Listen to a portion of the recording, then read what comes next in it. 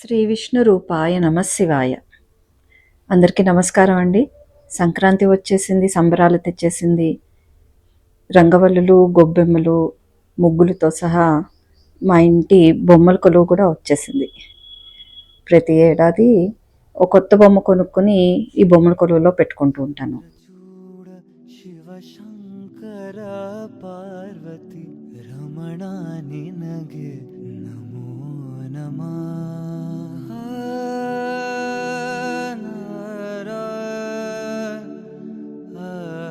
ఎప్పటిలాగే సంక్రాంతికి ఈ బొమ్మల కొలువుతో పాటు ఒక చిన్న కథను కూడా పక్కన పెడుతూ ఉంటాను.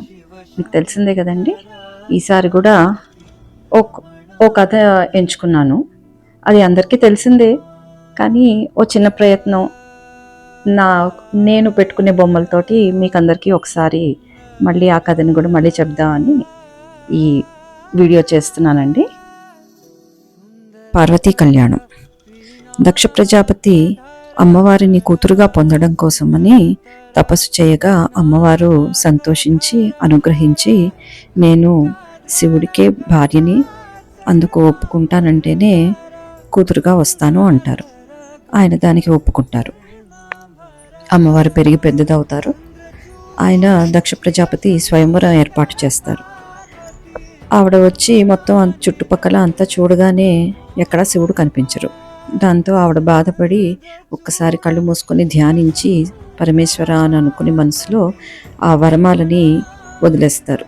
అది కింద పడేలోపు శివుడు ప్రత్యక్షమై ఆయన మెడలో వేసుకుని ఆయన అక్కడి నుంచి వెళ్ళిపోతారు. అది చూసి అక్కడ ఉన్న అందరూ కూడా, దేవతలందరూ కూడా అమ్మవారికి వాళ్ళిద్దరూ ఎలాగో వరించారు కాబట్టి కళ్యాణం చేయమంటారు. ఒక సందర్భంలో శివుడు దక్ష ప్రజాపతిని అవమానించారు అని దక్ష ప్రజాపతి నిరీశ్వర యాగం తలపెడతారు. ఆ యాగానికి పరమేశ్వరుడికి ఆహ్వానం ఉండదు. అయినా కూడా సతీదేవి అది తెలుసుకుని ఆవిడ వస్తారు యాగానికి. కానీ ఆవిడ చాలా అవమానపడతారు అక్కడికి వచ్చి. దాంతో ఆవిడ యోగాగ్నిలో దగ్ధమైపోతారు. అది చూసిన గణాలు శివుడి వద్దకు వెళ్ళి ఆయనకి చెప్పగా ఆయనకి చాలా కోపం వచ్చి ఆయన జటాజుటాన్ని నేలకేసి కొట్టగా వీరభద్రుడు వస్తారు. ఆ వీరభద్రుడికి ఆజ్ఞ ఇస్తారనమాట, మొత్తం అంతా కూడా ధ్వంసం చేసేయమని ఆ నిరీశ్వర యాగం. ఆయన వెళ్ళి ఆయన ఆజ్ఞ మేరకు వెళ్ళి మొత్తం అంతా ధ్వంసం చేసేస్తారు. దక్ష ప్రజాపతి తల నరికేస్తారు. కానీ మొదలుపెట్టిన యాగం ఆగకూడదనేసి అందరూ దేవతలందరూ కూడా శివుడిని ప్రార్థిద్దామని వెళ్ళేసరికి ఆయన దక్షిణామూర్తి రూపంలో వాళ్ళని అనుగ్రహించి ఆయన మళ్ళీ వెనక్కి వచ్చి ఆ యాగం అంతా కూడా పూర్తి చేస్తారు. దక్ష ప్రజాపతికి మేక తలపెట్టి ఆయనకి ప్రాణం ఇస్తారు. తర్వాత తారకాసురుడు అనే రాక్షసుడి సంహారం కోసం శివపార్వతుల కళ్యాణం జరగాలని దేవతలందరూ హిమవత్ పర్వతానికి వెళ్ళి అక్కడ అమ్మవారి కోసం తపస్సు చేస్తారు. అందుకు అమ్మవారు అనుగ్రహించి వాళ్ళ తపస్సుకు మెచ్చి హిమవంతుడికి మేనాదేవికి కూతురుగా పుడతారు. ఇది తెలుసుకుని శివుడు కూడా హిమవత్ పర్వతానికి వెళ్ళి అక్కడ తపస్సు చేస్తూ ఉంటారు.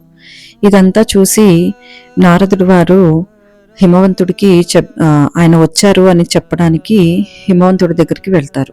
వెళ్ళి ఇలా శివుడు ఇక్కడికి వచ్చారు, మీరు ఆయనకి కావలసిన సపర్యలన్నీ చెయ్యండి అనేసి చెప్తారు.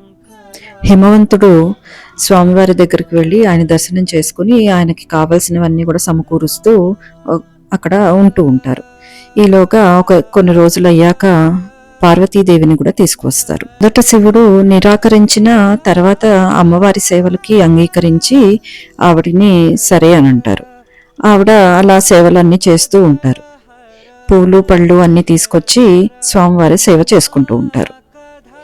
కానీ శివుడు ఆయన ధ్యానంలో ఆయన ఉండి అమ్మవారి సేవలు చేసుకుంటూ అలా ఎవరికి వారు ఉంటూ ఉంటే శివపార్వతుల కళ్యాణం జరగాలి కదా. అందుకు దేవతలందరూ కూడా మన్మథుడిని పంపిస్తారు. మన్మథుడు బాణం వేయగా ఒక్కసారిగా స్వామివారి మనసు చలించి ఒక్కసారిగా అమ్మవారికే చూసి మళ్ళీ ఎందుకు ఇలాగా అవుతోంది అని చుట్టుపక్కల చూడగానే మన్మథుడు కనిపిస్తారు. ఆయనకి కోపం వచ్చి ఆగ్రహంతో మూడో కన్ను తెరిచి భస్మం చేసేసి ఆయన అక్కడి నుంచి అంతర్ధానం అయిపోతారు. ఇదంతా చూసి పార్వతీదేవి చాలా బాధపడతారు. నేను ఇప్పటిదాకా చేసిన సేవలు ఆయన కోసం ఇప్పుడు ఎలాగ నాకు అని బాధపడుతూ ఉండగా నారదుల వారు వచ్చి, నువ్వు సేవలు కాదమ్మా, తపస్సు చేయాలి స్వామివారి కోసం, నీకు పంచాక్షరి మంత్రాన్ని ఇస్తాను, దాంతో తపస్సు చెయ్యి అని అంటారు. ఆవిడ తల్లి తండ్రి ఆజ్ఞ తీసుకుని తపస్సుకై వెళ్తారు. ఆవిడ పంచాగ్ని అనేసి తపస్సు చేస్తారన్నమాట. చుట్టూతా 4 వైపులా మంటలు పెట్టుకుని మిట్ట మధ్యాహ్నం సూర్యుడి తలం నెత్తిన ఉండగా తపస్సు చేస్తారు ఒంటి కాళ్ళ మీద, తపో కామాక్షి. ఆ తర్వాత చలికాలంలో నీళ్లలో మునిగి తపస్సు చేస్తారు. ఆ తర్వాత నెమ్మదిగా ఆహారం కూడా పూర్తిగా మానేసి అపర్ణ అయిపోతారు. ఆకులు కూడా ఏమీ తినకుండా తపస్సు చేస్తారు. ఇదంతా చూసి స్వామివారు ఆవిడ అనుగ్రహించాలని ఒకసారి సప్తఋషుల్ని పంపించి నా గురించి నిందిస్తూ మాట్లాడండి, పొగడద్దు అనేసి అని అంటారు. శివనింద పాపం కదా అని అంటే, లేదు నేనే చెప్తున్నాను కదా చెయ్యండి అనేసి పంపిస్తారు. సప్తఋషులు ఆవిడ వద్దకు వెళ్ళి, ఎందుకమ్మా నువ్వు దేని గురించి తపస్సు చేస్తున్నావు అనగా, నేను పరమేశ్వరుడికి చేస్తున్నాను అని అంటే వాళ్ళు ఇంకా శివనింద మొదలు పెడతారు. దాంతో ఆవిడ చాలా బాధపడి ఇంకా వెళ్ళిపోమంటారు వాళ్ళని అక్కడి నుంచి. తర్వాత పరమేశ్వరుడే స్వయంగా వస్తారు, వృద్ధ బ్రాహ్మణు రూపంలో వచ్చి ఆవిడని, అమ్మ ఎవరి కోసం తపస్సు చేస్తున్నావు అని అడగ్గా, నేను పరమేశ్వరుడికి చేస్తున్నాను అంటే, ఆయన బైరాగి, ఆయనకి ఇల్లు వాకిలి ఉండదు, ఆయన కోసం ఎందుకమ్మా, నువ్వు చక్కగా ఉన్నావు కదా, ఏ దేవతనైనా చేసుకోవచ్చు కదా దేవతల్ని అని అనగా, ఆవిడ చాలా బాధపడి ఇప్పటిదాకా సప్తఋషులు నిందించారు, ఇప్పుడు ఈయన కూడా మొదలెట్టారు అనేసి బాధపడుతూ లోపలికి వెళ్ళిపోదామని లోపలికి వెళ్ళగా అడుగు లోపలి పెడుతూ ఉంటే ఆయన చేయి పట్టుకుంటారు. ఆయనకి ఇంత ధైర్యంగా నా చేయి పట్టుకుంటున్నారు అని కోపంతో వెనక్కి తిరగ్గా పరమేశ్వరుడు ప్రత్యక్షం అవుతారు. ఆయన పార్వతీదేవిని, నేను నిన్ను పెళ్లాడతాను వెళ్దాము అనేసి అని అంటే, మీరు వచ్చి మా తల్లి తండ్రిని అడిగి ఆ తర్వాతే వివాహం చేసుకోవాలి అనేసి అంటారు. ఆవిడ తిరిగి ఇంటికి వెళ్తారు. ఇంటికి వెళ్ళేసరికి మొత్తం అంతా సంబరాలు చేసుకుంటూ ఉంటారు. ఆవిడకి శివుడు అనుగ్రహించారు అని తెలిసి మొత్తం అంతా సంబరాలు చేసుకుంటూ ఉంటే, శివుడు అప్పుడు వీధి నర్తకుడిలా వస్తారు. వచ్చి అక్కడంతా నాట్యం చేసేసరికి వాళ్ళందరూ చూసి చాలా ముగ్ధులైపోతారనమాట. చాలా బాగుంది, చాలా బాగా చేశారు అని చెప్పి మేనాదేవి సైనికులతోటి వస్త్రాలు నగలు ఇచ్చి పంపిస్తారు ఆయనకి ఇవ్వమని. ఆయన అవి నిరాకరిస్తారు. మరి ఏం కావాలి అని అడిగితే, మీ కూతుర్నిచ్చి చేయండి, నాకు పెళ్లి చేయండి అని అంటారు. కానీ వాళ్ళు దానికి అంగీకరించరు. ఇప్పటిదాకా ఆవిడ తపస్సు చేసింది శివుడి కోసమే, అందుకనే ఆయనకే ఇచ్చి చేస్తాము అని అంటారు. ఇక ఆయనకి ఎలా మాట్లాడాలో ఎలా అడగాలో తెలియక ఆయన వెనక్కి వెళ్ళిపోతారు. వెనక్కి వెళ్ళిపోయి సప్తఋషుల్ని అరుంధతీ దేవిని రాయబారానికి పంపించి శివుడి గురించి చెప్పి ఆ తర్వాత వాళ్ళు పెళ్లికి అంతా కూడా ఒప్పించమని పంపిస్తారు. వాళ్ళు అలాగే వెళ్ళి ఒప్పించి మొత్తానికి ముహూర్తాలన్నీ కూడా పెట్టుకుని వస్తారు. దేవతలందరూ కూడా ఇంకా తరలి వస్తారనమాట పెళ్లి కోసం అని. ఈలోగా మేనాదేవి, నేను ఇప్పటిదాకా మా అల్లుడినే చూడలేదు, ఒకసారి నాకు చూపించండి అని నారదుల వారిని అడగ్గా, ఆయన వస్తున్న ప్రతి ఒక్కరిని కూడా ఆవిడ అడుగుతూ ఉంటే, ఈయన కాదమ్మా, అంతకంటే ఇంకా అందంగా ఉంటారు అని ప్రతి ఒక్కరిని చూపిస్తూ ఉంటే ఆవిడ ఈయన కాదు అని చెప్తూ ఉంటారు.